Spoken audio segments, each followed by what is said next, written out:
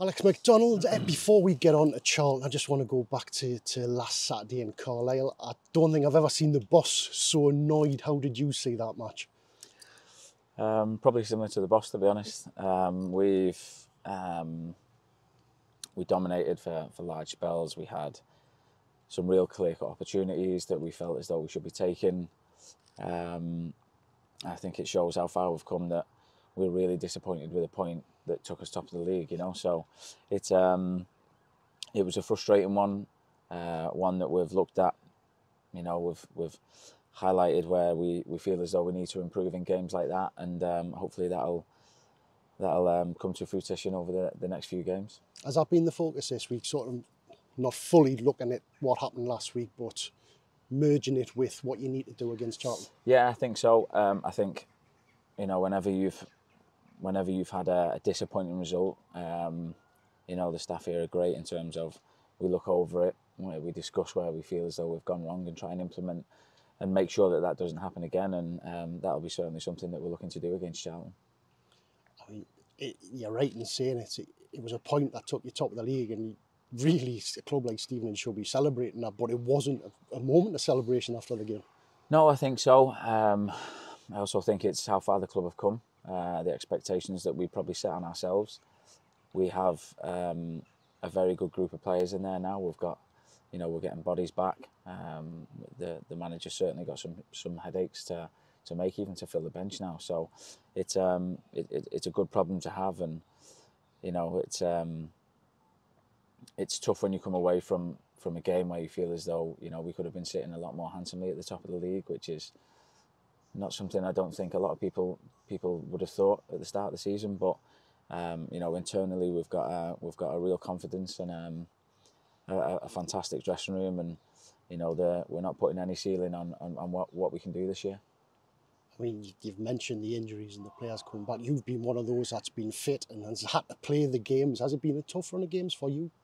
I think it has been tough, but I think if you look at the next 7 or 8 fixtures, that's going to be, you know, proper League One football, some big away days, some big football clubs. But you know, they're at our level. They're there for a reason, and you know, we're taking each game as it comes, and you know, hopefully we put and implement our style of play on them, and when we're on it, we really feel as though we can cause anyone problems. And Charlton are one of those big clubs coming on Saturday. Charlton, yeah, in terms of League One, they don't come much bigger. They've had a change of manager recently, a manager I know very well, a very, very good manager.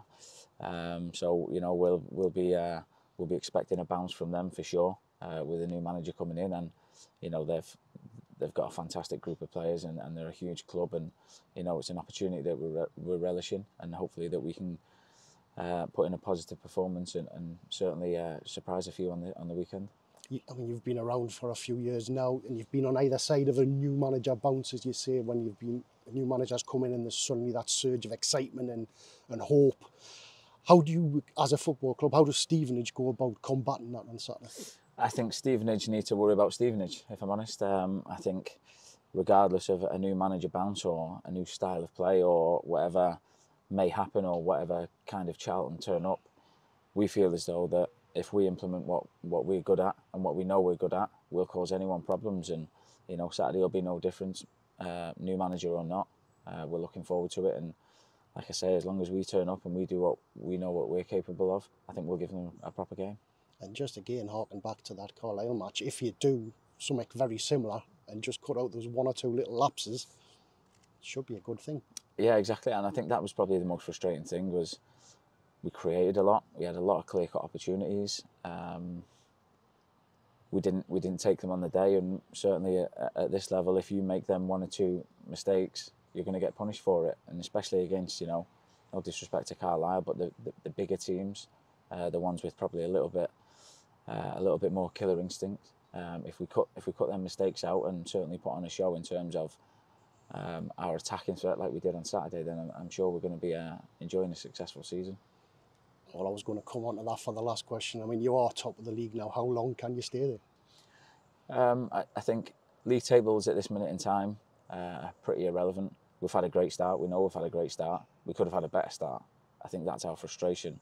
But we are we're under no illusions that it's going to be a long, hard slog of a season.